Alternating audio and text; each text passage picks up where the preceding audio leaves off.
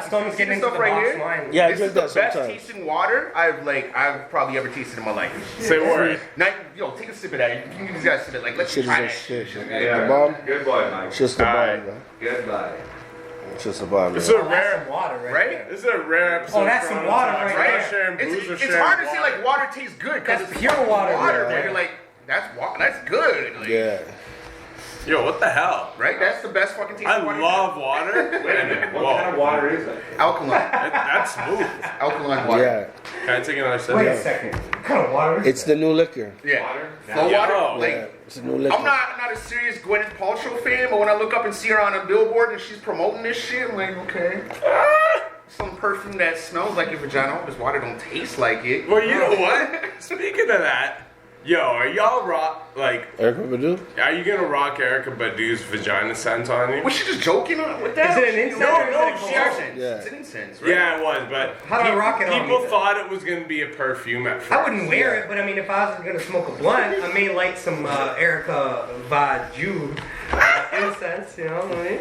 Oh my god! You know what? To be honest with you, Had that room smelling like metaphors, and Like Badusi? deep poetic R&B. My hotel room smelled like a lot of Badusi. imagine walking into a room, you're like, Drop of smells- Badus. Just smell up in here. You're like, oh, that's one of those Gwyneth Paltrow vagina candles. That's Erykah Badu incense. Like, yeah, you know what? Get the fuck out of this room. Like, Yeah, what's man. Would you rock a Madonna vagina candle? No.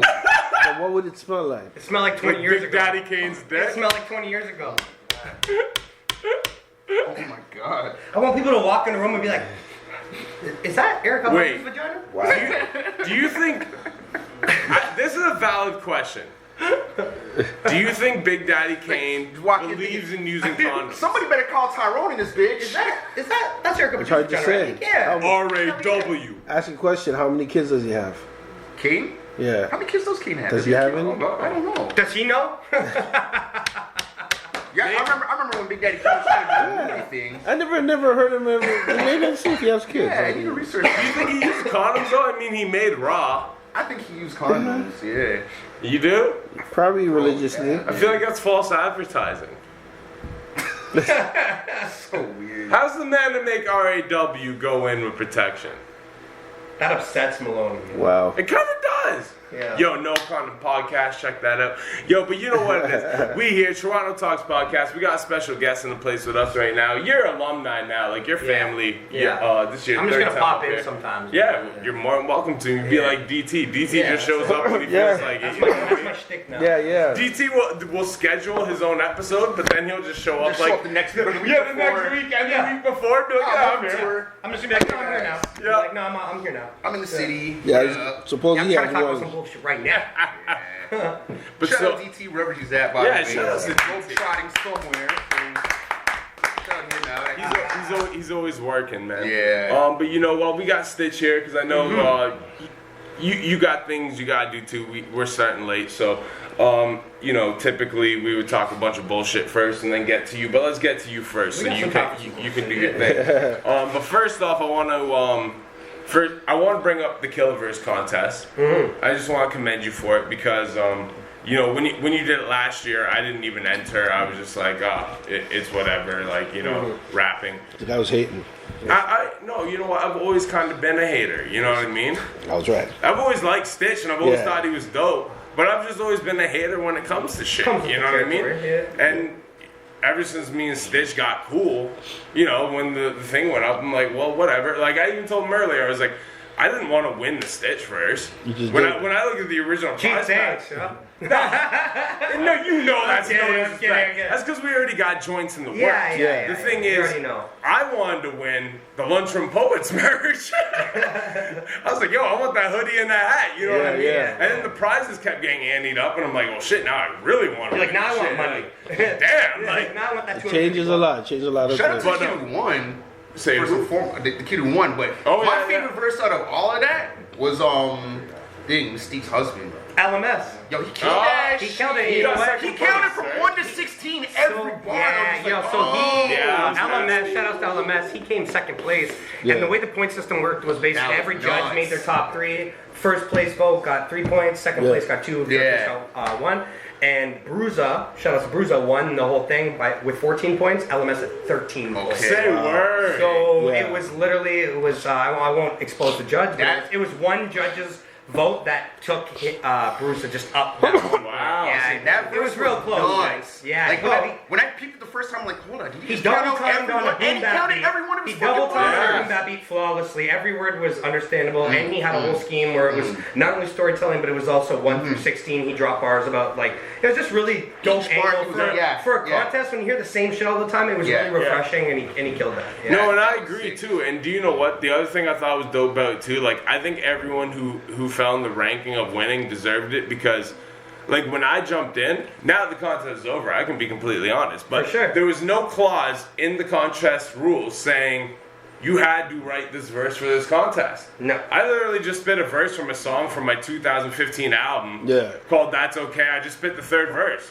That's all I did. It just says spit one of your hottest verses. Yeah. So I just did that. It's kill a verse, bro. It's not write a fresh verse. Exactly. And, That's what I did. I wrote a verse that most day. people did. I wrote a verse Yeah, that day. no, I'm kidding. No, you can do whatever you want, but I mean, yeah, you encourage people to write a verse. But I mean, if you got a verse that people ain't like, maybe a select people have heard, but you want more people to hear, why not? Well, and it wasn't even that. It was just the fact that I knew only so many people had heard it. For sure, You know I what I mean? recycled a couple bars here and there. Yeah, well, it happens as an MC, but When you know a bar's hard, you know not the right amount of people have heard it. There was a lot of different stuff Yeah, that you gotta came make that call, you know what I mean? The people that have heard it are gonna hate. Oh, I heard that. Yeah, those 12 people are gonna hate, but the 2,000 new people are gonna love it. So you want to know the Yeah, funniest yeah, thing? sure. I got a few people who've been really supporting me heavy the last year or so. And, like, I've known these people for years, right? But they've been really fucking with me heavy for the last, like, year or so, right? And they shared the shit, and they're like, yo, this is fire and shit, right? So I hit the 2 dudes up in their inbox. It was like, I was like, oh, you felt that verse, right? And they're like, yeah, that was fire. And I'm like, all right, well, you might like the full song that is from, and sent them the music video link. And they're like, oh yeah, I remember this. I'm like, you don't gotta give me the bullshit. I remember this. You know what I mean? Like, Joke's on you, I ain't release it. you never listen to it. That's cool, Yeah. but you know, it's just one of those funny things where it's like, you know, the way people are sometimes. But you know, I think everybody who won the contest well deserved it. The Bruiser guy, I remember seeing his video popping up quite a bit, and I can't lie. And you know, I'm always honest on this podcast, so it's no disrespect because Bruiser killed that shit. I want to get Bruiser on Breaking Wreckords Radio. You know, like That's what's up. you know, like super dope artist, but. I be watching the videos before the audio even kicks on, right? Photos and shit. I did not Sneak photos actually and shit. listen to his thing for at least 2 weeks because every time I scroll past the video, the first thing I seen was him doing this in the car. And he lost And I'm it. like, it just looks like You something I'm not gonna assumed you fuck knew with. how it was gonna go. Exactly. Yeah. And then when I finally actually peeped it, I'm like, yo, this dude went the fuck in. Yeah.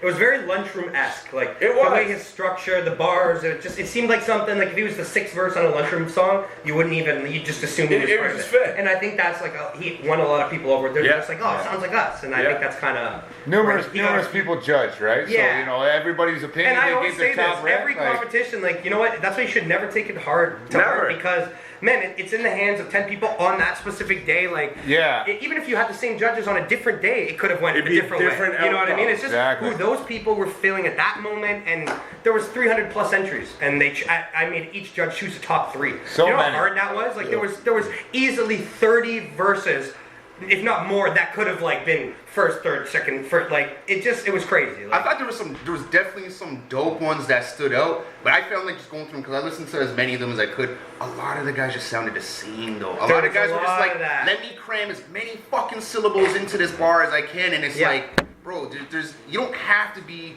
the most lyrical motherfucker to make the best verse. You could actually sacrifice some of that. The key is lyricism. balance. The key is balance with Right. everything. Yeah. The guy that just thinks that he's gonna rap the fastest and win is not gonna win. Yeah. The guy that thinks he's gonna come with no cadence and presence and just strictly punchlines is not gonna win. Well, it's that's about everything. It's the whole package, and that's why I feel like Bruiser won because on paper, he had the cadence, he had the flow, the delivery, the punchlines. Good too. First bar got The more whole package, juiced up right? like a The synagogue, whole whatever. I was like, package, I right? packed the room like a the Green Bay, yeah. Oh, he had a few. And the I'm the whole best package, man, too, like a that's stand with a groom. And that's not to say, like you said, it's like don't take it to heart. You know what I mean? Don't be unmotivated by it, because if you make a track and that's your forte, if it's all bars or all flow, That's it, bro. and your track might flow great and be the dopest thing ever, right? it. But your one verse. You know what? They might have a lot of elements that the judges liked in that. That's it. You know, and you That's brought why more- they stopped more to judging it, King right? of the Dot battles, I feel like, because people would argue they put on a great show and it's in the hands of 3 or 5 people that you might even necessarily rap better than. Like, now you got this guy that you rap better than judging you, right? So it's like, it's a weird, fickle thing judging people, you know what I mean? Like, that's why I came up with the point system. I feel like this is the most fair way, and trust me, by the end of the competition, when I heard all the entries, I was like, man, fuck this. I'm like, this is tough. Like, I'm gonna break hearts no matter what, when in reality, so many of them were so dope. It's like, how do you tell this guy he didn't win when he fucking killed it? You know what I mean? It's tough. So Lil Stitch learned his lesson. Next time he does a contest, it's going to be like a week long, so motherfuckers stay posted so you can get on it, right?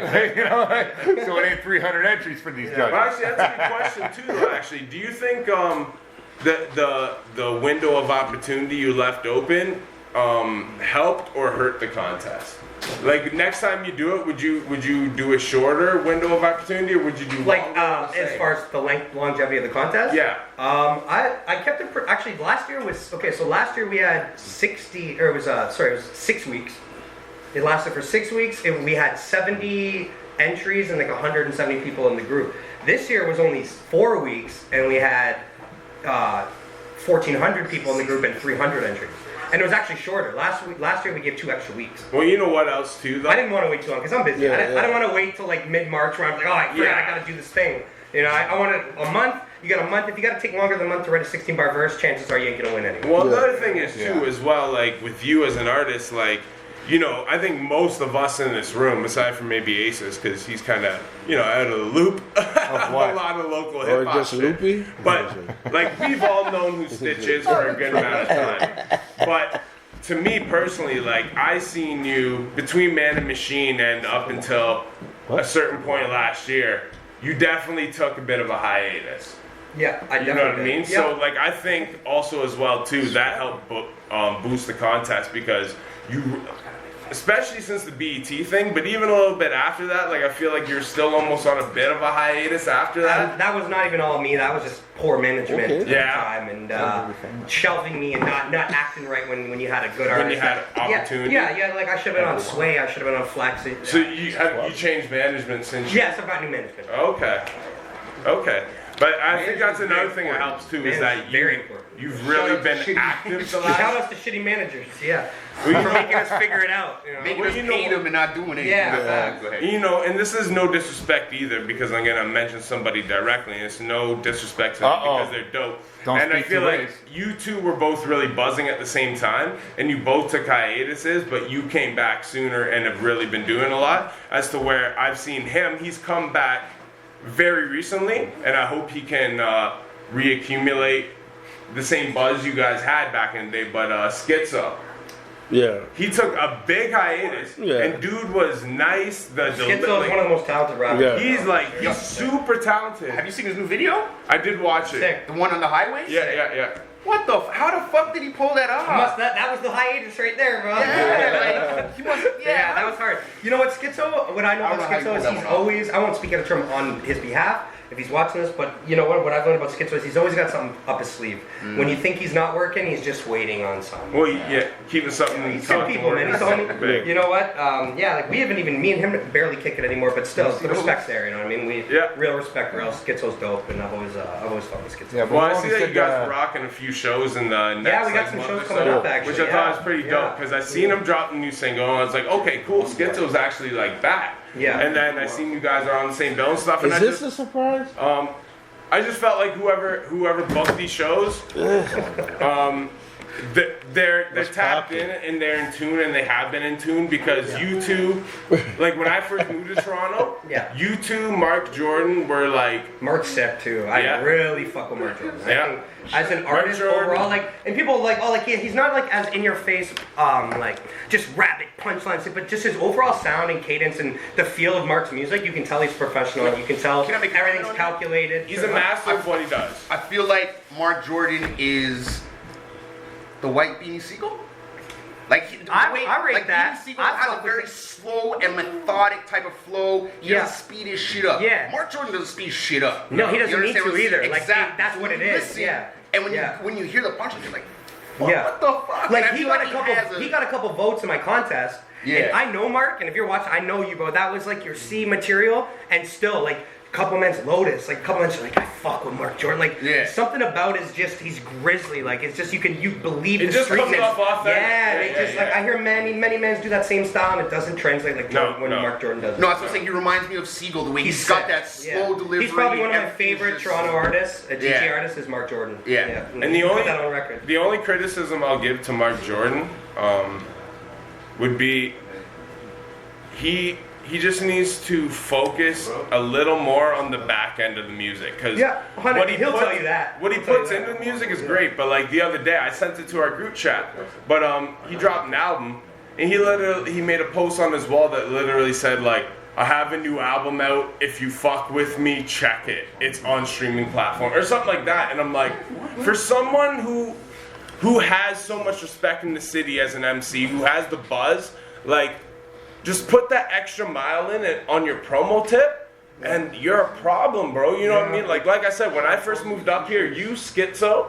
and Jordan all had the buzzes. Like you guys were the dudes really bubbling and buzzing. And I just hate to see. And I'm not saying this is Mark's case by any means, but I hate when I see that someone gets the respect they deserve, but then they almost feel like that respect is not going to go away without forcing yourself in which doesn't happen for anybody. No, you have to force yourself in people's faces still, you know what I mean? Same with Dre Bars. Like Dre Bars is probably one of my favorite, if not my favorite Toronto rapper, and he's another person like to make the best music and it would just be like he'd drop it and just hope people would listen to it. And I always told Bars like, man, you gotta get the promo because you have a following, like people care about your next move, you know what I mean? Like you gotta strategically, but some people just can't be bothered. That's just the way they, you know. You guys put out a great joint album together, by the way. Yeah. Thank you. Yeah, Bars. 5 tracks? It was a 5-track thing, 6-track, the opera. Okay. And he chose all the beats. It was a straight mixtape vibe. Yeah. Like, some of them were not original beats, whatever. But he said in the first song on the mixtape, he just goes, "I'm choosing all the beats for this project," and he did. You know what I mean? And I followed suit. Like he sort of led off each song. Yeah. He sent me his voice thing of what he did to each song, and I'd match his cadence and try and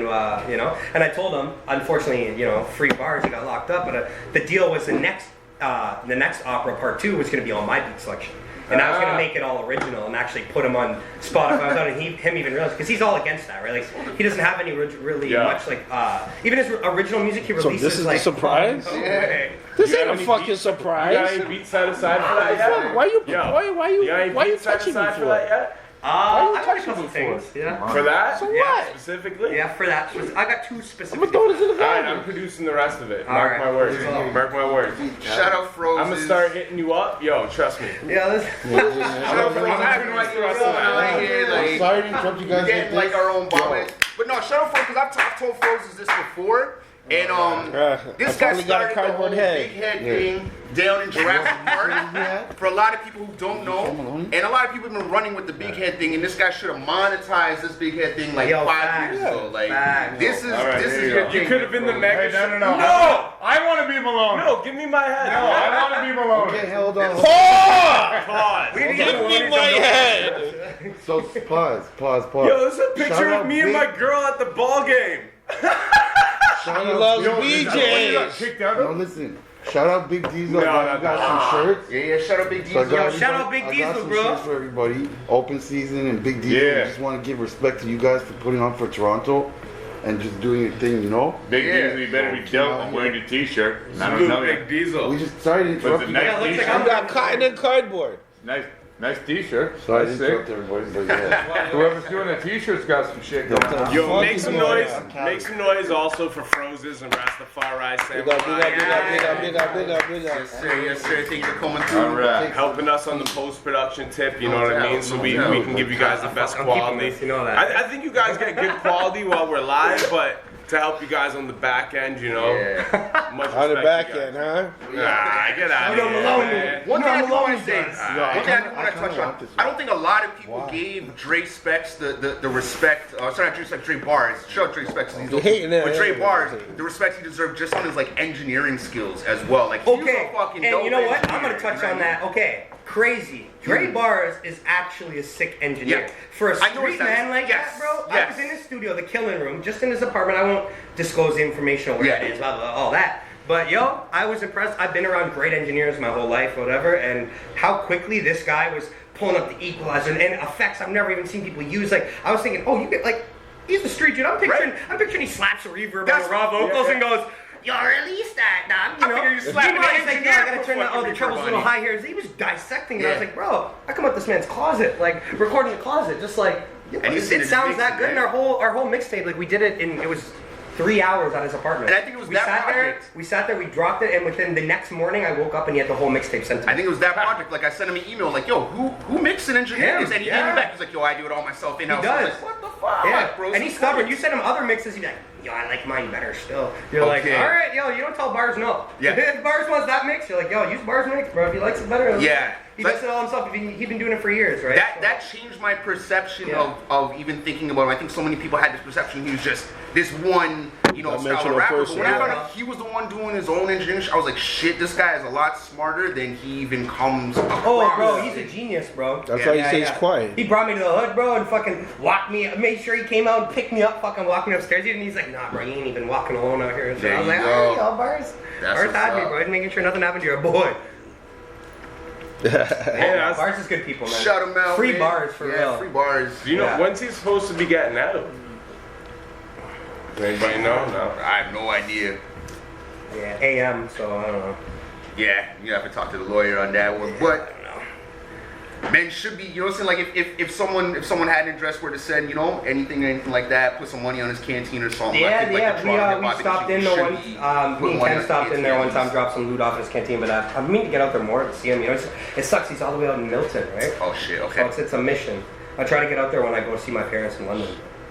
There you go. But yeah, anybody watching, you'll go visit. Bars, man. Oh, your parents are in London. Yeah, Did you grow up in London? I went to high school there for a couple years. Really? Yeah. Is that how you know Casper and shit? Yeah. That's Really? Casper. I think Do you you said guys that have on a the show before, right? First show I ever did, actually, Open Shut up Up and for him. Spit was, well, Casper, that was the second show I did, but anyways, Shut Up Casper and was Spit. part of the first rap show I ever did. Him and Say Kane. word. Yeah. I think No you said last way. time he was on our show. He said Casper was the guy who got him into pretty much like Casper was like the big brother in the game team. Yep. Yeah, I When realized I was that. coming up in London, I was Yeah. at grade 9 and 10, right? So I was still trying to like rhyme words and shit, whatever.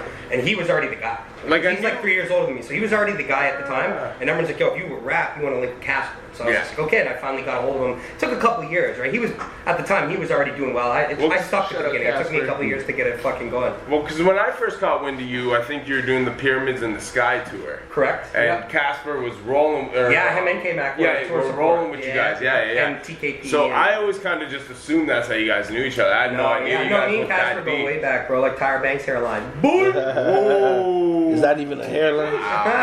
Like Tory Lane's hairline? Oh. Hey, he got that fixed though, man. Like LeBron? Yo, he got that that fixed, fixed. bro. He got the plug. If you get You it got fixed, Tiger's doesn't doctor. Yeah, Tiger's whatever. doctor did it Yo, properly. he- that Doesn't much mean it pussy, doesn't who go cares? back though? Hey man, from what I know, Tiger's doctor is A1 in that shit. So Safari hit him up. You know, what I'm saying? Like I heard Mad people. Tory Lanez pretty much said that Tiger's got free hooks for life from him because of that doctor. Him hooking him up with people? Yeah. That like basically Tory is in Tiger's like debt forever. Bro.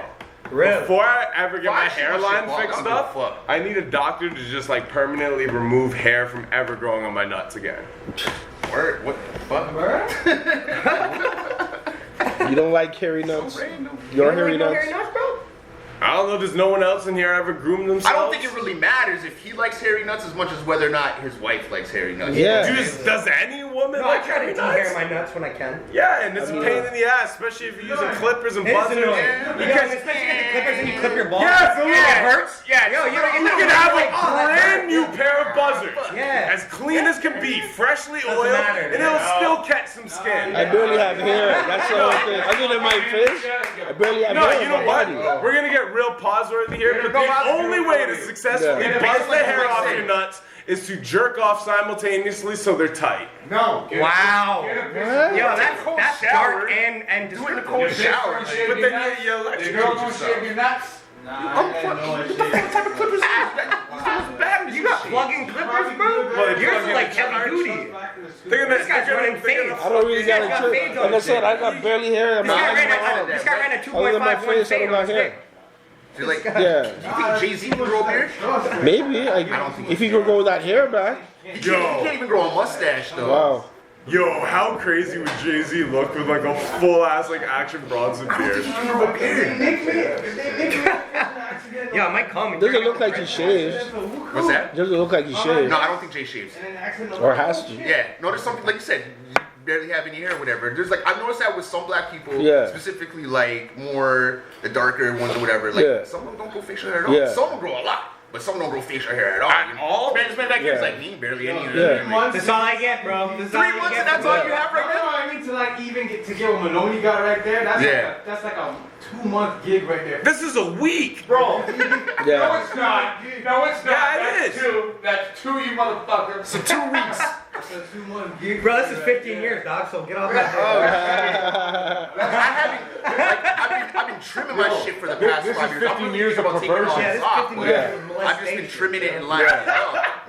But I don't know. My shit'll grow in within like a day or two. Yeah. So to get that 5 In a o'clock week, shadow. I'll be back. Whatever. No, this needs to happen. This man here's got some This right? one, this one needs to happen. He's got the camera in hand. though, so you can't see it. Then this one. Oh, the Khaled? You want He doesn't want that interview though.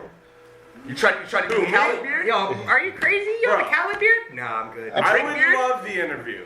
The thing Drake I'm beard? saying about I want the Eminem beard. Drake's got a great, no, that Eminem I'm beard. gonna say about the Drake interview, Yeah. the Tory Lanez interview, Yeah. any of those interviews, Yeah. Jay-Z interview. My problem with any of those interviews is I can't be the rap nerd I want to be. Oh. They have an agenda.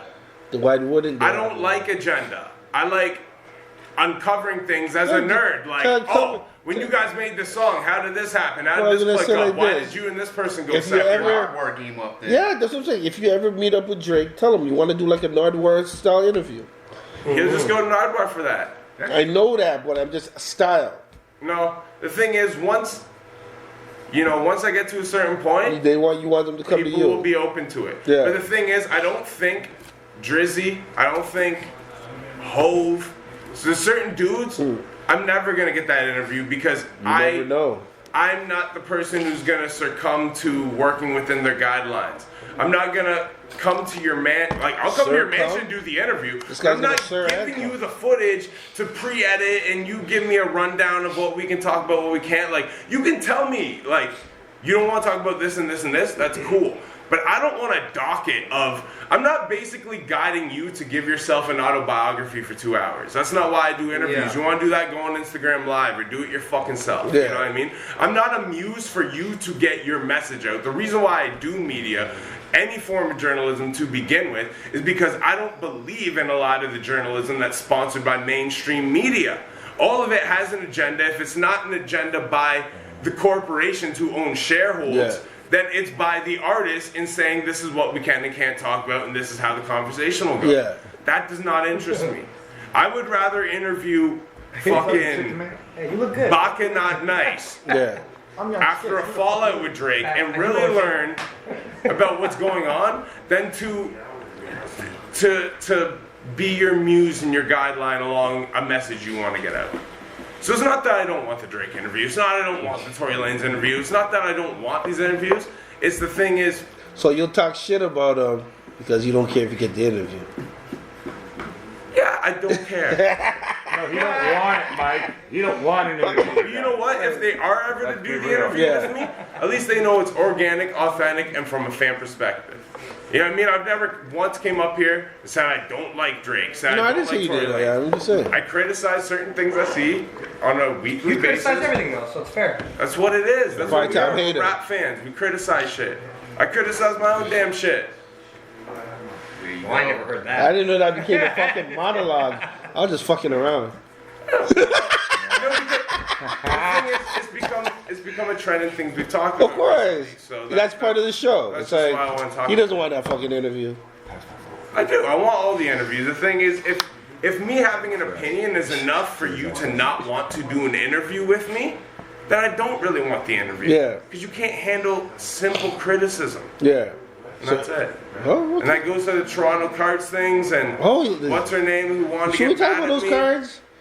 I know you're on the cards. A whole bunch of people are on the cards. Yeah, I didn't invent it. You know, they put me on. I had a bunch of people complain, and then they raised my rating. And then every person that made one now starts going, "Yo, raise my rating." What? The thing is, I looked at my rating. I did it first. I didn't even think it was whack. I'm like, 70, whatever. I'm like, in school, I'd be happy with that grading. Yeah.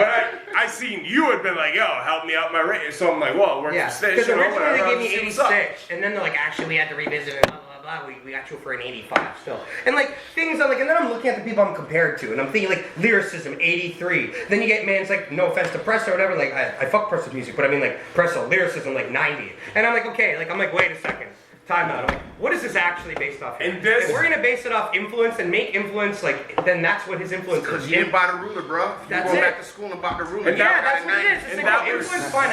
I get my influence is lackluster. I get that. I'm not all on Six Buzz. There's not a bunch of little 18-year-old, 17-year-old Yeah, youths yeah, that yeah. want to be No, me. you know I what? get that. No. But when it comes to lyricism, creativity, bro, don't play with me, Well, bro. of course. That's what I was saying, and that was the exact point I was making. Don't play But with me. on top of that as well, too, though, like I admit, as influence music, cool. Put me as See, your low as you influence want should be me. even higher than mine. You actually run a fucking But you blog know to what? fucking put on other rappers. I don't include my media as my influence True. because that is based on the influence of the people I interview. That is not my influence. 'Cause Yeah, I but see- you direct that interview. No, it doesn't matter. People are going for bat for I me, think being it- like, "Yo, he's got 1 million views on his interviews. Like, you crazy and stuff," and like tagging them, and I'm like, "Yo, thanks for backing me," but I'm like, I don't even agree with that because that's not me. Yeah. And my point I made was this, and it's exactly what you said, but simply, I'm like, put me as low as you want in influence. Yeah. But when it comes to lyricism, creativity, Don't play with me. and Yeah. flow, Yeah. you cannot put Question, racks though. hire than me. Question. I'm sorry. Wow. Oh, Like, you're they're just talking about this fictitious. card thing, Like- the hockey Yeah, card? I That's what fuck I'm her saying. actually. She's my Oh, homie. come That's her on. ass. That's cool. I know you got track on her. Come on. He doesn't want that interview. She's good people. She's good Get people. that interview. Why not?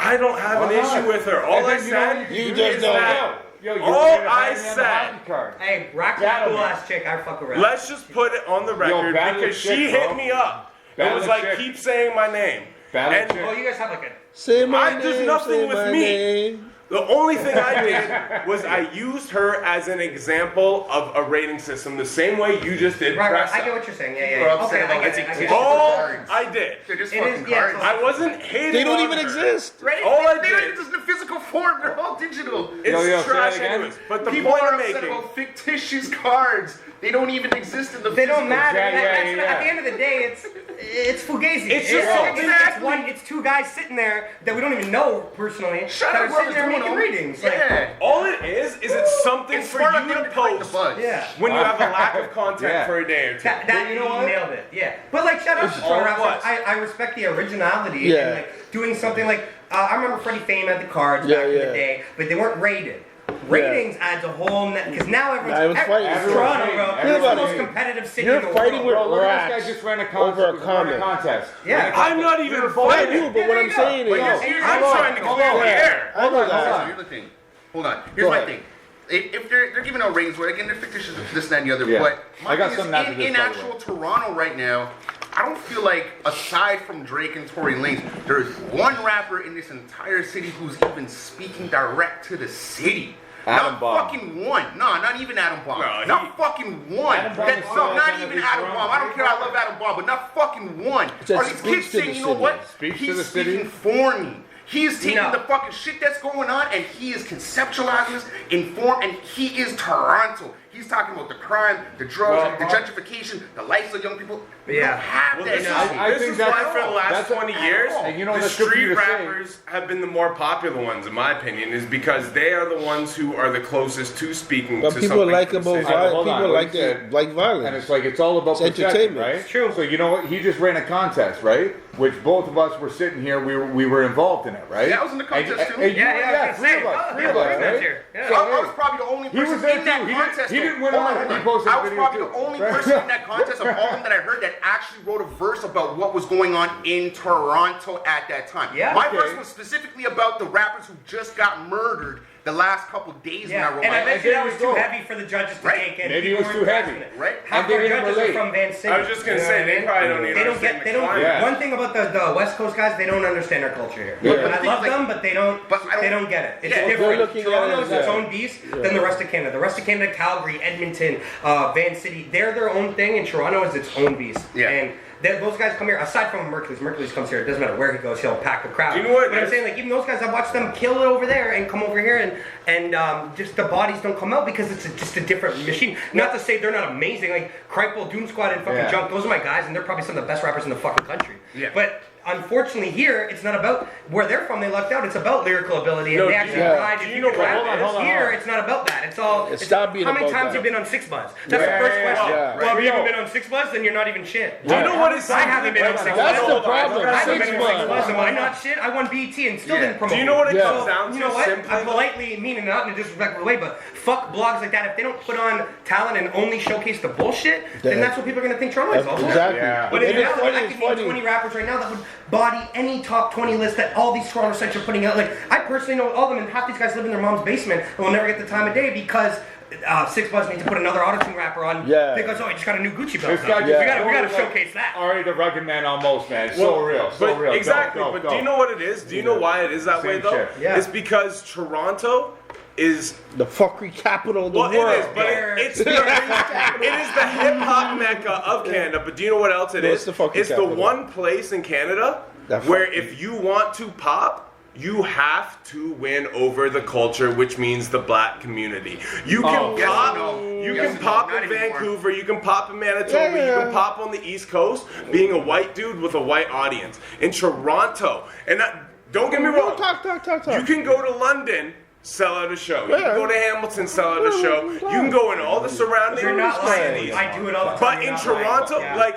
and I'm you know, I listening. hate to use It's the only people's city I've names, never sold out a show in. Like I go do these little towns with Perry Sound. I'm in Barrie next Jump. to it. It's always crazy, but you come Junk here. show here. You were at it. Yeah. I was. And that's my he bro. was, he That's was my bro. selling out shows Yeah. in other cities Except in for Southern when it comes to Ontario. Junk does In super Toronto, there's But I think less that- than 100 people there. I think that even touches on something because I've said it on this show. I think that outside of Toronto, if you're a black rapper at this point in Canada, you're at a disadvantage because people they don't give a shit. You don't And I want to ask you on that because I was looking at some pictures of a Toronto show that happened over the weekend. Shout out Chris and shout out Prada West and whatnot. Yeah. When I saw the picture, I didn't see one black person in the audience at all. There must have been Right? one. I didn't see anybody in any. You know that black guy in the crowd super white hat. No. What I want to ask, No. what I want to Go ask, ahead, go ahead. like yourself as a white rapper, because again, I saw a video a couple weeks ago, and this dude basically was able to take, what I've been feeling for a long time and conceptualize it, which was he was able to say, I hate white rappers, but I love rappers who are white who happen to rap. You know what I'm saying? And there's like huge fucking difference. Yeah. Now, what I want to Definitely ask you, Yeah. as someone who has turned the country, as someone who happens to rap and is white, Yeah. do you feel like right now Canada is white rapper territory, or rappers who are white are here? You know, because me personally, I'm starting to feel like the game's being taken over in a way where outside of Toronto, it's white rapper territory. Well, And you just said it. Outside of Toronto, it's white rapper territory, but in Toronto, it's black rapper territory. But that makes it hard for you. Light-skinned black rapper territory. Oh Lord. What? It's light-skinned black rapper No, it's territory not at because all. you got to be soft. You got to be a soft guy. There's nothing hard coming out nowadays, bro. So- like there's nothing hard coming out nowadays, that- except Griselda. I feel like when you Well, go. he's one of them is light skinned. Okay, So put it what? this way. You I go love on how 6 months. naive Nate is to hip hop. But he's not. He's talking straight up shit. Yo, Yes, thank you, Mike. If you go on Thank 6 you for months, once having my back. I feel like there you go. in Toronto, it's black Mike has my dominant. back. I must be right. Because if you go on 6 Buzz, even if it's a white rapper, and I've noticed They're- this, and I've seen they're it, the guy dogging could the kill the rapper. song. And they're The dogging white him. guy could kill the song. If you close your eyes and it sounds like a black dude, and he'd kill the song the second you open your eyes and they see the video, it's all hate.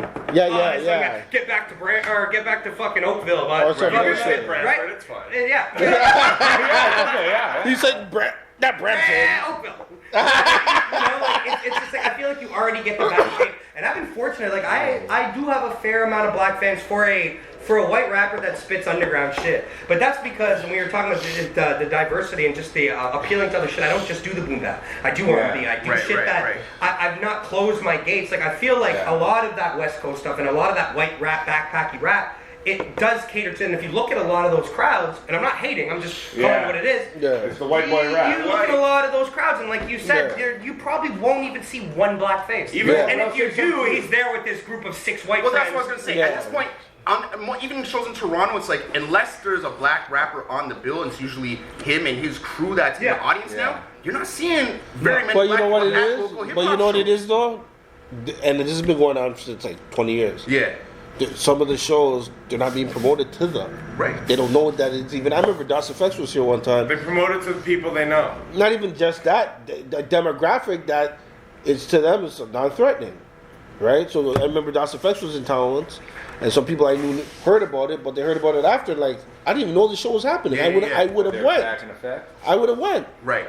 But they didn't know about it. No, I know what you mean. There was events that were specifically marketed to us all the time back in these specific dances and But just hip hop shows in general. Yeah, I feel like for the most part, they're part of that problem, I think, is, and it's not just a color thing, but the first thing I will bring up is white people firstly becoming the promoters, but not just white people becoming the promoters, but white people who aren't from Toronto. There are people who are from other cities. I'm fucking around. Booking shows in other cities. I'm fucking around. And they try to knock off Toronto on their tour list because it's a good look. Yeah. Because they assume it's you're not but they don't realize that it's a whole different beast to get a show here. Right. I noticed too for the last few years. Like I watched Lil Windex and I fuck with Dylan, that's my guy again. But like I watched him and Cripe come here and the show didn't have like very many people just because that style. It's hard to on Queen Street to get a lot of those guys. Their worst shows are Toronto. Like that. What I was going to say in Vancouver, to that. oh my god, fucking Cripe, Junk, and Windex are playing. That's fucking godly. Even in Guelph. That's what I mean, for sure. A lot of and rightly so, they're dope as hell. I wish more black people would listen to that, and I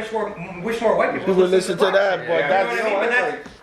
But when it comes to being a white rapper, it's like, you gotta respect that you are, like, even our homeboy over there, says you're a guest, but like, you know what, when he says he's got a lot of like, black fans for like, underground white artists, it's all about being authentic. When you're a white artist, you have to Question though. No, the point you make is true because I've heard people. Hold on, I got one before your question, one more sentence, like if you're gonna be a white rapper, you have to be authentic, you have to be who you are.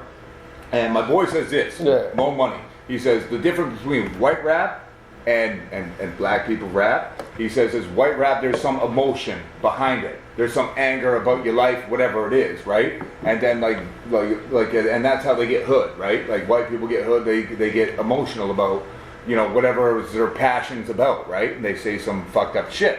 This is his word, and then and the other way around is like they see what they see. There's more vulnerability to white rap. Well, it's a difference in culture, man, and you gravitate to your culture. That's fine. Because you're right off the top. You're trying to get them to believe it. So it's already off the top. You could be the most street white guy that anyone's ever met. But no one's the black librarian is automatically going to get more street cred than you right off the top.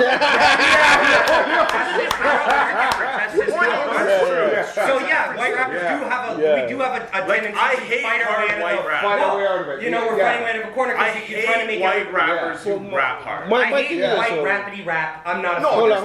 There's a video. I hate fucking. Hold on. I just want to say this one thing. My whole thing is this. Why does it matter if you're a white rapper or a black rapper? Because the fans are. We're talking about the fans. No, I get it. Listen to what I'm saying. We're talking about who gravitates to what. But you go say, hey, I'm a white rapper. You don't gotta say you're a white rapper. I can tell you're white. You'll never hear that word come out of my mouth. So check this out. It's about you being good. There's a video It's very. not, though. Yo, I'm Black Entertainment Television champion, bro. Come on, check this out. Check this out. Come on, son. Check this out. All right. There's a video. I'm Black There's a video Entertainment on YouTube. Television. Yeah, you There's a know video that? on YouTube. I'm literally BT champion right Yeah. now. Oh, yo, respect. See, that's what I'm saying. I'm BT Yeah. Freestyle Friday World That's what I'm champion right saying. So how much you pay for that? Like, no, this guy's actually dope, man. You gotta check young. No, Fitness. there's a video on So I'm YouTube not that gonna- like I was trying to touch on it. It says like there's the difference between white rappers and rappers who happen to rap for white. The difference is a white, like what they coined white rappers are rappers were coming out saying like I'm white, and they're basing their whole rap around their whiteness. You know what I'm saying? For sure. And then there's rappers who just rap. They never mention their color. They happen to Action be white. Bronson. Yeah. Guys like that. You never you know what's funny? Action Bronson's a white rapper, but you never look at him like, oh, that's a white rapper. No. And you agreeing to what you just said because his Canaan, it doesn't matter. He's not worried about that. Like me, I don't care about. But that's what I feel when like. I drop a remix or my hair down shit to Sir, like I don't care about but our white people. I just drop it, and you know what? I got bare black fans. You know what I mean? Like, so that's half my my followers and likes are from black people. Right, but Action Bronson sounds verbatim, like Ghostface. Verbatim, voice. Talks about his But do you slang, know what food, another everything. thing is too that I feel like gets overlooked in I do today's like Action hip hop industry is that white people, you are a guest in hip hop. Oh Lord. You get fucked up. No, but Talk. I'm it's taking true. it in. I'm taking But it in. if you want to be a part of hip hop, He already knows. you have to show nods to the culture. Yeah. No, I'm good. And that simple as that. Like that's one thing. Like That's why Eminem. talking about Eminem in his interview, right? That's one thing I commend is because I've noticed him doing it for years, but no one's ever asked him about it till Crooked Eye Day. He's like, yo, why are you wearing Lakim Shabazz shirts and fucking Of all Audio 2 people shirts? too. Of all people too. Right? And M broke it down exactly the same way. I knew why he was doing it, but for people who are stupid, he broke it down. Yeah. He says, you know, I am a guest in this house, and I am representing the people of the I past love that he did that. who are dope, who deserve respect, who don't get the respect they deserve. And I'm hoping that when I go perform in front of 100,000 people, that a few of those people might go home and be like, who was that guy he was rocking on the shirt? And go check out that album and learn some history. Yeah. And now who's that white guy? Who's that guy? And I think as a white artist, that is important. Like if you listen I think to as any artist. whole I catalog, don't know. Hold on. Any artist, if you're part of this culture. homage is important regardless. For me, it's not about. But it's not about like white this, black this, black. As an artist, if anyone's a part of this culture, they just gotta, respect it and respect the history. That's it. Yeah. That's why I love Which I absolutely agree with, but I feel like here in Canada, that whole that's being written out. I know that, being completely written out. We don't follow the same rules here because we don't deal with the same levels of the race shit as states do. I think we do. But at the end of the day, we're just very polite with how we do it, and we want to believe that we don't. Look at the native people. Look at the blockades with the native people and how people react. Oh, just run them the fuck over. Fuck these people. Look at that. You know what I'm saying? Or other issues. Like, bro, we stole their fucking land. The problem is population. Bro, you're wrong with what you just said. When you're talking about the native blockades, bro, I was there. Okay. In Hagersville, Six Nations Reserve. Okay. There was no white people make comment on Facebook. Yeah, run them over. Right. But you know what? When you really went there, like I had a cousin. I'm close with him right now. Right. I was always going to check him. Right in Hagersville. Okay. You go there and the natives are blocking you off. You're not getting past, bro. I don't give a fuck. They're exactly. We fucked them over. No, we fucked them over to the point where they have to fucking shower in dirty, filthy fucking water their whole life. No, fair. They don't have clean drinking we're fucking talking water. about the blockades. We're talking about the blockades. And these blockades are in place because these people are fucked over their entire fucking I know lives. exactly what that was. Fuck the blockades because it is such a deeper issue. What Canada has done to its Aboriginal people is one of the biggest atrocities that you can even fathom on mankind, bro. Well, it is it costs close to $100 for a case of 24 waters up fucking north, bro. Like, that's fucked. Yeah, but what's the wage up north, bro? It's not the wages. Regardless of what the wages are paying them properly. It's not because I had a job. She's talking about. It costs money to bring fucking food up there. That's why it costs that much. Right. But that shouldn't be the situation. But that shouldn't be the situation. No. Go work up there, bro. You get paid $120 an hour. But hold up. And I can't even buy 2 steaks with that $120. All right. Hold up. Dustin, I know you're saying something meaningful, but you know what? I was asked to cut this off. This man, Young Stitch, fucking big man, yo. This guy dropped some shit for us. He's mad dope. I want to continue the Aboriginal dialogue, but before Stitch gets out of here, I want to give him a plug. Of course, that's what we're doing. And stuff, but one last question. did we talk about the beat battles with Organic? We didn't talk about that. You didn't do a good So job. I want you to just touch a little bit on that before you get out of here. So we'll touch on that. So I mean, I'll say everything I can say. Mike. You know, we're still working on it, but basically, I'm working with King of the Dot, and because I've already gotten the okay from Organic to make posts about it, I feel like I can talk about it here. You know, we feel like the way battling's going too is musicians are out here, and it only makes sense that we do battles on beats. So it'll be basically the same format. You'll know your opponent ahead of time. You have a certain amount of time to prepare for the battle. The only difference is it'll be on beats. So will they know the beats Is it too? going to be a freestyle? No, not freestyle written. So same shit, just on beat. So how it'll work is the first round, you choose, like, one rapper chooses the beat for y'all both to rap to. Second round, the other rapper chooses the beat for y'all both to rap to. So the beats are selected on spot? Yeah, they'll be selected ahead of time. Okay. There will be a folder of beats. Yeah. And the artist before the event will have the chance to, look, these are the beats you're willing to choose from for your battle, whatever. Yeah. But then you don't choose a curveball for your opponent because he might choose a curveball for you, right? Yeah. My advice would be just choose solid beats all around, and then the third beat choice is King of it Up. So Yeah. Okay, that's cool. That's And are cool. they classic instrumentals or are they original productions? So originally we were gonna go with classic, just like industry tunes, but I think with the plan to separate us from verbal warfare. Warzone warfare? Well, and owning your The one content that, is important. that Cortez did. Yeah, it would be to give in owning the content too, and just giving local producers a chance, right? Like I do with my contest. I could have just picked a DMX beat or something for my contest and make you guys go rap this. Instead, I'm like, you know what? Let's give all the producers too who deserve a shot too. So now it'll open the league for not just battlers but producers too. Yeah. I've already had 18 guys hit me up being like, how do I get my beats in that? Not even just how do I rap in it. So now we've created this whole. Yeah, you gotta let me know how to get some beats in there. Well, there you go. I'm in it. So we'll talk. We got off beats. camera. Yeah. But yeah, man. No, it's gonna be a good thing, and we're really excited. Gannick's really excited. Doctor's really excited. Me and Roshan are involved in it, and yo, shout out to Roshan. Roshan is one of the best rappers out here. I got mad love for Roshan, sick, bro. You know how me and him met?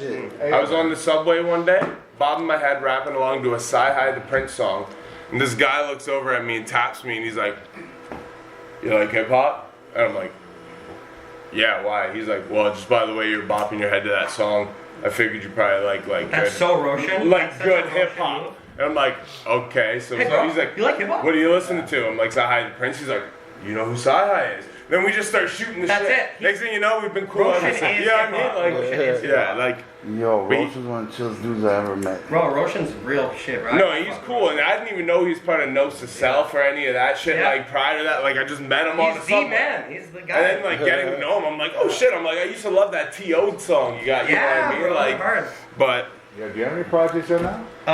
So I'm working on my solo album right now. Like the one I just did with Dub J is Fire, but it's a collab album. I'm working on my official real album, Elephant in the Room. House of Mirrors is the. House of Mirrors is the duet album. Yeah. Me and Dub J producer album. You guys did over 1 million streams on that. We did do 1 million plus streams on that. Make some noise. Yeah, make some noise. So your solo album, Elephant in the Room. Elephant in the Room. You have a single up for that? No. So no. I'm sitting on a lot of shit I've been working on the last couple months to a couple years for that album. So it's I've accumulated all my favorite stuff I've been working on, and it'll be a really fire album. Any more beats on there? So anyways, we'll talk. Yeah. But yeah, I'm working on that. Lunchroom Poets, our album's coming out. Bulletproof Lunchbox. Shout out to Lunchroom Poets for Yeah, putting on a yeah. competition. You get into a cipher too. Yeah, we're about to run a Lunchroom Poets cipher. The album is done. We're just waiting on the proper push on it. But the album's done. We're already actually working on our sophomore album. And you guys had one producer for the whole album, right? For the first album, we did. Yeah. Nice. Second album, you don't? We've expanded and we actually recruited. So Jimmy Dantana is our producer for the whole first album. I need to get some beats on There you go. And then my boy Alja, this fucking dope native kid from North Bay.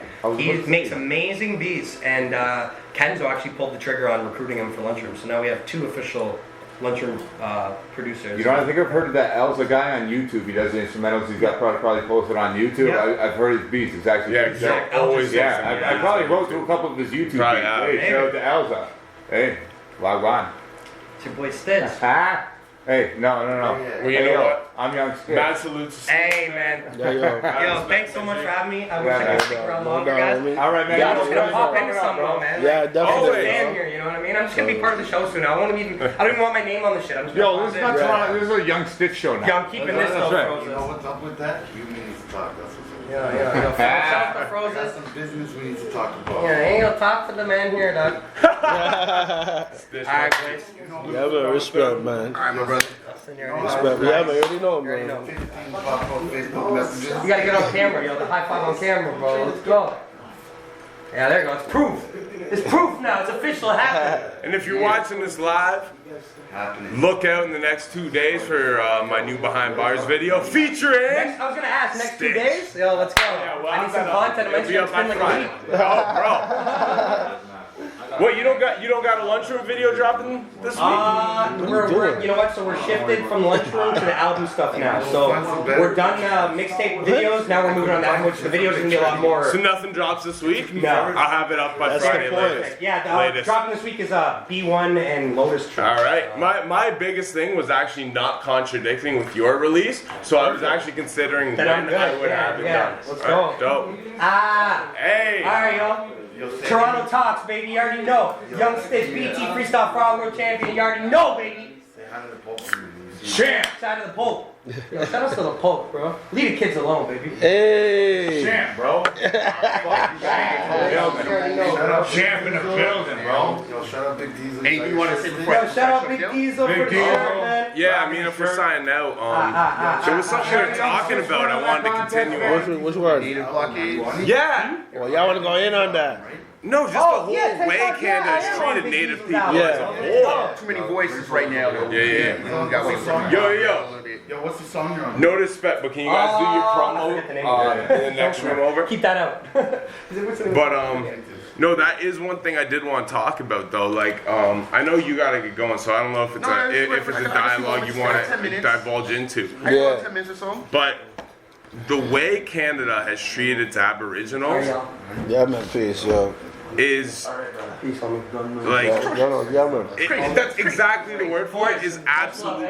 Yo, peace out, my G.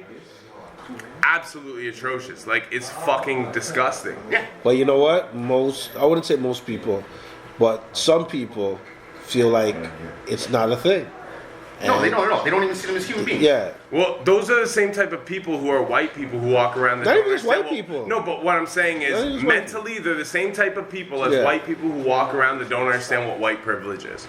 Yeah. Those are the same types of people I mean, they're in our society, it's like they don't exist. It's ignorance. Right? Or they only exist to, you know what I mean? They only exist so that we can continuously inconvenience them to make sure that our lives are better, yeah. You know what I'm saying? Like, a lot of people are complaining, oh, these blockades have disrupted whatever, this, that, and the other. But what if you couldn't actually take a shower in your house your entire life? You have to boil bathtubs entirely of water to take a shower because the water that's coming out of your taps is brown, dirty, and giving you lesions on your skin. And there's been a boil water advisory in your community for 40 plus fucking years. Bro, I shared a thing the other day that one of my Aboriginal friends shared on his page. The boil water advisory? Was it the thing that you seen in the chart that said the different... And that was just in Ontario. Yeah, just Ontario and the different nations. Yeah. And there were certain, what's the proper term to call, tribes. Yeah. There were certain tribes who were advised to not even boil and bathe their water. Yeah. It was so bad that it was basically like, don't touch your water. Right. Wow. That was their solution. In Canada, right? Don't touch your water. Let's talk about all the women who go missing. Yeah. Where are they going missing, right? Let's talk about all the children who were taken from their mothers this year alone in Saskatchewan an hour after they're born. Wow. And put into adoption. Wow. They Really? force Native women in Saskatchewan more than any other province in this country. They take their fucking babies less than 2 hours after they're born, right from them, and say your child's going into adoption. You can't take care of this child. Are you serious? This still serious. happens. This is still happening. They take the baby, tell them, you're not a fit mother, we're taking your child. And then they put that child right into adoption. Or the fact that what they do is they come in and say, you know what? You're not making enough money to support your children. We're going to take your children and put them into adoption. And then they turn around and give the people who adopted those children money to raise those children. Yeah. Why could they not just give that money to the family themselves and say, you know what? Here's some assistance to raise your children. Yeah, that's fucked up. And we're not even talking about the resident school issues. Yeah, there's a lot of shit. Right? Yeah, act like it doesn't happen. You go back and it's just like, man, these people are continuously getting fucked. And all these people say was, well, at least they don't pay taxes. Oh, they got a treasury fund. That's the thing that drives me fucking nuts. And that is white privilege on a fucking platter to you. And you don't even have to be white to take part in white privilege, because that's what white privilege is right there. Well, at least they don't pay taxes. Right. Oh, why do natives get a fucking tax cut on getting grants to go to school? Well, maybe because try growing up not being able to drink the fucking water that comes out of your tap, having, like... It's crazy. They live... Some of them like live the in fucking white bigots in hip-hop. So. But it's the same thing. It baffles me how oblivious people are to what it is, to being human, to other people's fights. Here's where it could change. For all the people who claim they don't have any, issues with these people or this, that, and the other, then here's what you do. Instead of sitting on the fence, lobby your local government. Lobby your local government. Yes, be an ally, but lobby your local government, your local MPs, whoever, and say, you know what?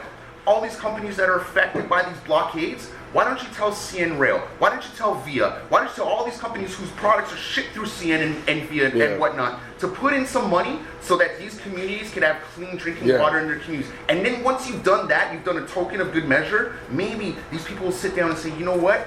Maybe these pipelines can go here after you've done something for them. You know what I mean? But if you support these people, then you need to really speak to the people who are speaking out against them.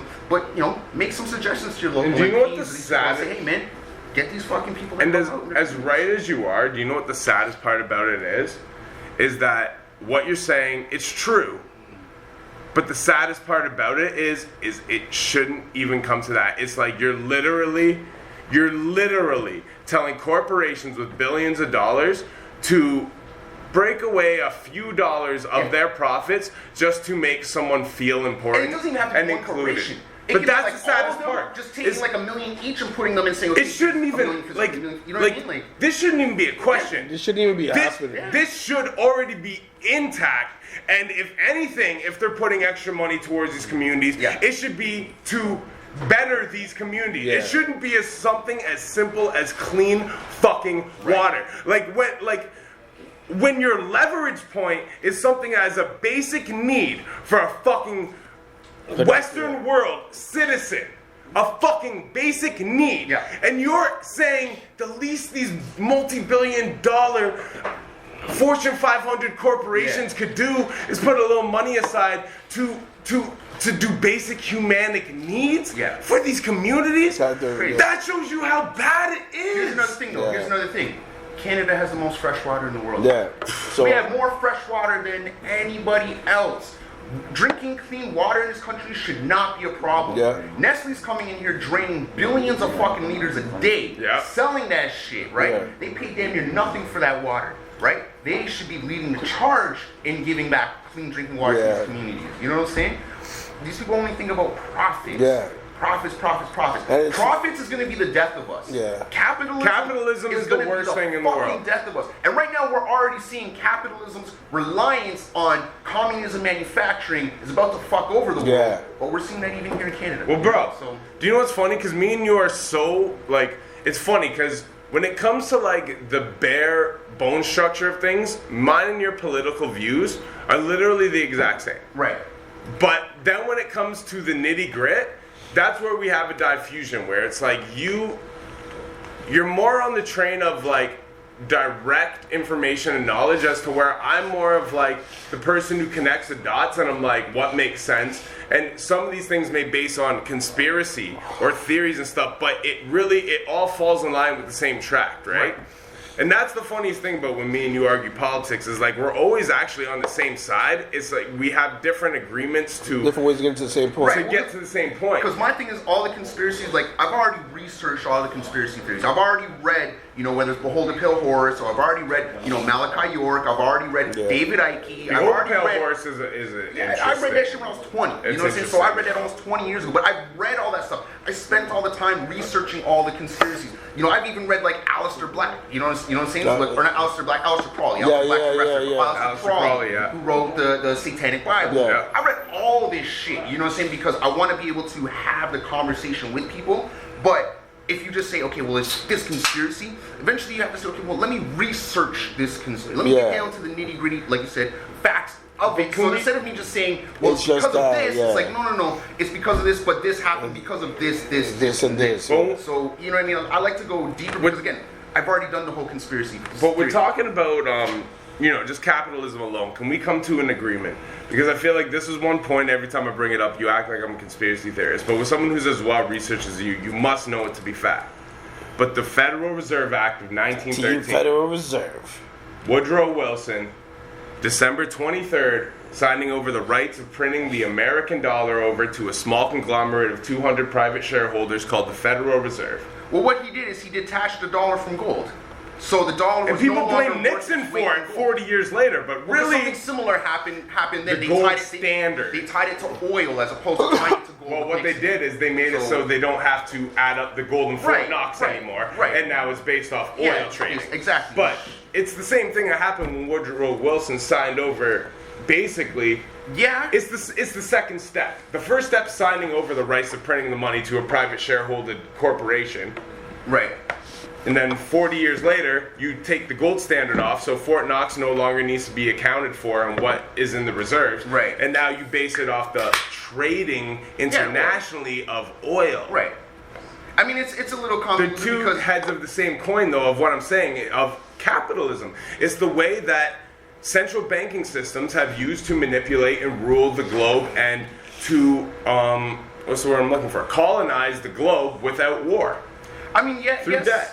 Ironically, today, you look like oil is down and gold is through the fucking roof right now because we're heading towards like a worldwide natural disaster. So fuck your oil, it's not selling, but gold is a precious metal and that's just going through the roof. That's a rule of thumb with like. And I know you gotta go, but one thing why is that? Because of colonization. And they're not poor. Gold country in the world. What Mike just said, because people have come in, imposed their own rule, take their precious metals, take their commodities, and say, you know what, we're not paying you shit, but we're going to go sell them on an international level for way more fucking money. Do you know who made the gold not valuable in Africa? Who made the gold? His name's Misa Musa. No, you're thinking of something completely different. No, that's why gold's worthless in Africa. No, that's not why gold's worthless in Africa.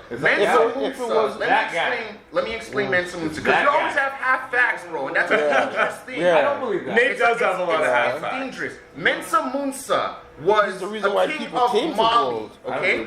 Mensa Musa was a king of Mali. Yes, he was. No, he was not. Yes, he was. No, he wasn't. He was from Timbuktu. Which is in Mali. Okay. Mali. I'm saying you have half facts, so it's dangerous to have half facts. So Mensa Musa was the king of Mali. He went on his pilgrimage. He went on his Hajj, so he had to take a trip to Mecca. Well, during this trip to Mecca, through, Africa, right?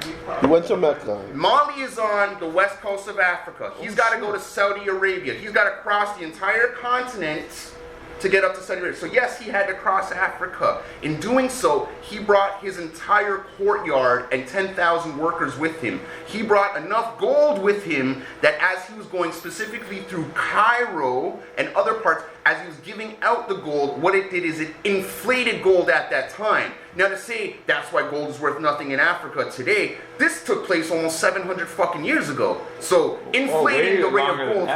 Way longer than 700, bro. 700 what? Misa Musa's older than 700 years ago, is he not? No, he's from the 1400s.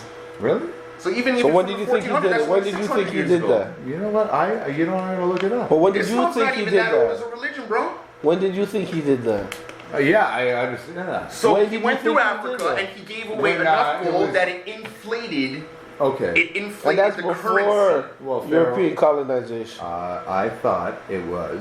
Here's what I've understood. Okay, it was Pharaoh Ramses.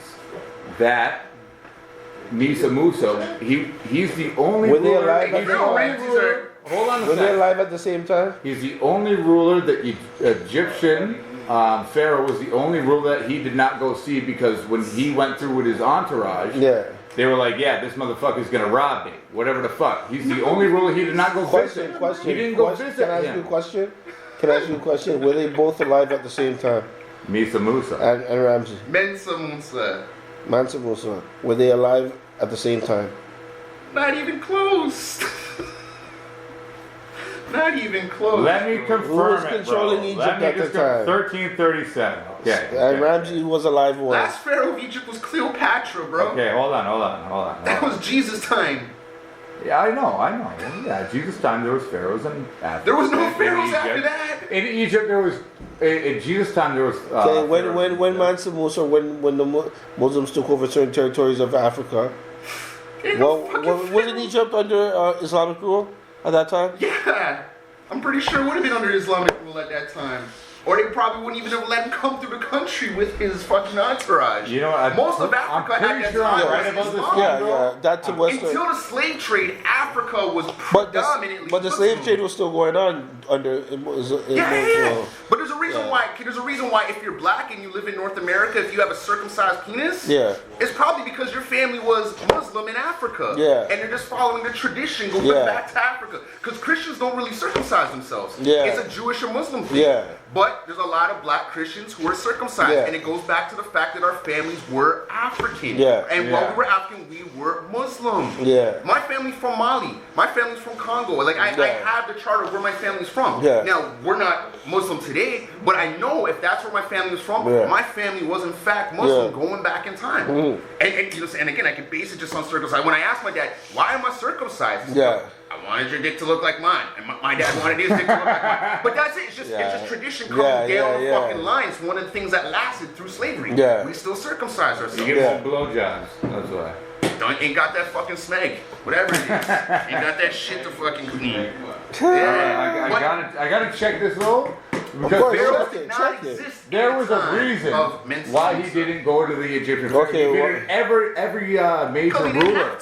He didn't have to, but he wasn't going to fucking Egypt for the pharaoh. So what? He didn't go to Egypt. Big deal. Who was the pharaoh at the time? If it's 1336. That's what I'm looking up, bro. Because you know what? I have to be factual with Dustin. You have to be factual, period. In life, You made up a scenario that probably doesn't even exist. Oh, stop it. Don't try to discredit me. No, you do it all the time, though. I do not do it all the time. Do it all the time. Stop. Before I get out of here, all right, so I gotta leave. Last Egyptian pharaoh, Cleopatra. Yeah. She was from 69 BCE, before Christ era, until August 30th, BCE, before Christ era. Now that's about 2,050 years ago. So who rules Egypt now? Is it a president? What is that? We have a president. So in that time, that's who I want to know. But then Mansa Musa wasn't alive then either. All I said was whoever the pharaoh was. There was no pharaoh. Okay, or whoever the fucking leader was, there was a reason Mansa Musa didn't. Who cares? But what does that have to do with anything? The whole thing was, that's my understanding of why the gold depletion was. No. Yeah, that's not the reason why, the gold went down because he caused what's called inflation. If you print, print dollars and you just print a bunch of dollars and put them into circulation, the worth of the dollar goes down. He gave out so much gold on his pilgrimage that the value of gold in certain countries went down because now your common poor person has thousands of fucking dollars from this guy who's just throwing shit from his elephants as it's going by. That's inflation. Now, and he gave out so much gold. He gave out more gold than we have today. Right? He littered the streets with gold. He paved the streets with gold. Right? This is right. So until this day, right? As per my understanding, this is why gold is worth less in Africa than it is anywhere else. No, it's still not worth anything. Is it not? No, gold is still worth gold. Right. Gold is gold no matter where you go in the world. No. However, no. Yes. Why do you think European powers are still in fucking... What's that? Why do you think European powers are still in fucking Africa?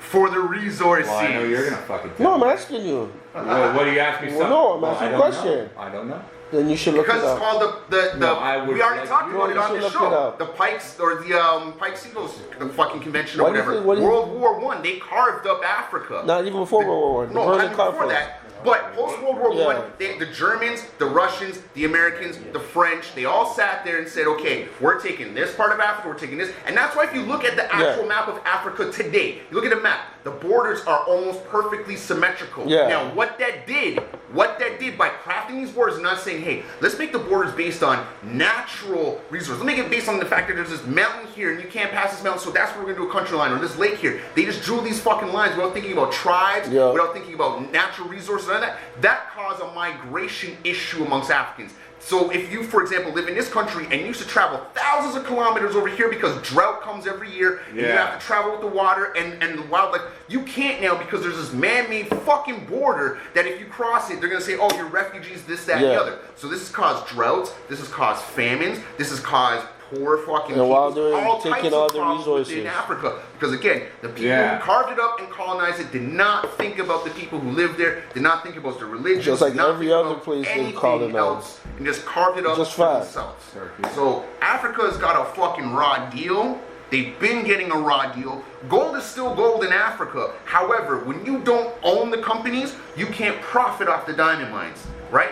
De Beers, I would venture to say this, right? Rhodesia. It was named Rhodesia because the motherfucker came in and took the mines. All right, I would venture to say this, all right, Dustin, because since you said it's all inflation, right? So the amount of gold, say if you flood it with gold, then gold's worth less per dollar, right? Well, you know what I'm saying? that's more whatever. So I would say, right, today that even still, like, you know, Africa has the most gold, so I would say it's the most deflated. No. No. The reason why it was deflated at that time, the gold was not in circulation in Egypt at that time. This guy brought a bunch of gold from West Africa and brought it to East Africa that did not exist in East Africa at that time. So that brought the value of the gold down. Right. Now we're talking hundreds of years later, we found pretty much all the gold in the world. No. So Let me bring it to you like this. Right? If I'm from Africa, right, and I have a certain amount of gold, right, and there's a tourist next to me, and he has a certain amount of money, right,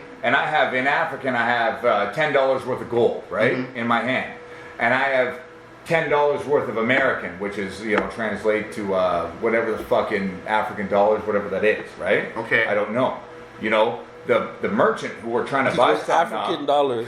Well, no currency dollars. No currency, bro. Currency, whatever the currency is. What do you mean? I don't know. They have multiple currencies in Africa. I don't know. What's the main currency in Africa? No, there is no main currency. Many. There's 54 countries in that continent. So anyway, watch this now. Somebody would trade the currency instead of gold because gold is worth less where they are at because they can just go find gold. No? They can just find it? They can go to the buddy. I'm just asking you. Yes, they can. Yeah? That's why they have all those people finding blood diamonds and gold and shit. And who's profiting from that? I know that. Diamonds, I'm saying who's profiting. I'm not talking about who's profiting. Well, you have to talk about who's profiting. No, I'm talking about the value of gold. Hold on. If it wasn't worth nothing, they wouldn't be there. Diamonds are actually worthless. Diamonds are actually worthless.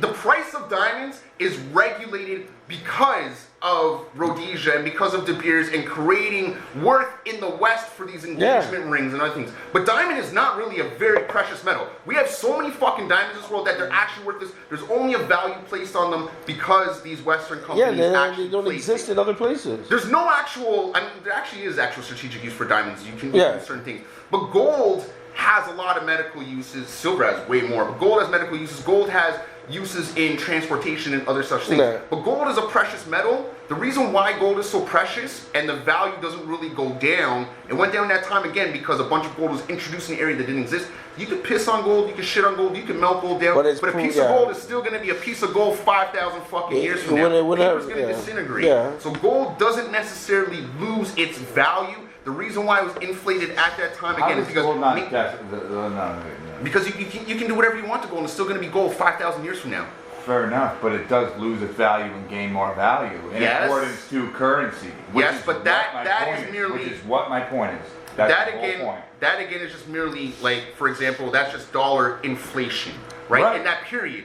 But we're not talking about inflating the actual worth of that. To inflate the actual worth of gold, we would have to find, let's say, like, a fucking mountain full of gold and introduce that to the world and be like, oh shit, we found this mountain with $10 trillion worth of gold, so now the rest of the gold loses its value. Which is essentially what Mensa Musa was doing at that time, going across Africa, bringing gold that never existed to a whole other part and just dumping a shit ton of it. Yeah. You can't do that today because we've pretty much found all the gold in the world, or we know majority of where it is. Well, there weren't gold rushes for no reason, bro. But what I'm saying, he's got it home. One more thing, though. Yeah. Okay, listen.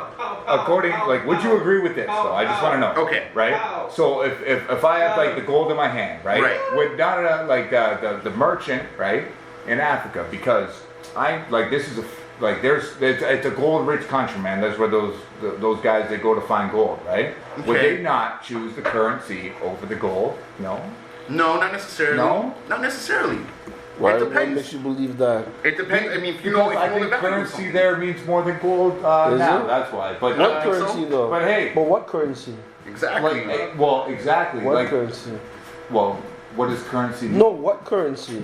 You can print a bunch of pieces of paper just like Justin said. Like I said, what rates, right? currency you talking That's about? That's how it's fucked up. But what currency? Every currency has a different value. I understand gold stays the same. I know, but every currency has a different value. That's why I asked you what currency. Oh, don't troll me. No, it's not trolling you. If I go to Jamaica, hold on, I'm going to give you an example. I'm going to give you an example. Let me give you an example. I just asked you what currency in Africa, right? What do you mean? There's 54 countries. There's all types of different currencies. Okay. So if you want to look it up, go look it up. Well, there's a lot of problems. Well, that's what I asked you. That's what I asked you. What Canada's fucking country? Africa is not a country. Africa's a country. Just a drink. Me and Michael fight later. Africa's a country. No, it's alright. You shut it down. Toronto Talks. I thought you said country. It's a country. Man, you need help. What? You need help. Buddy.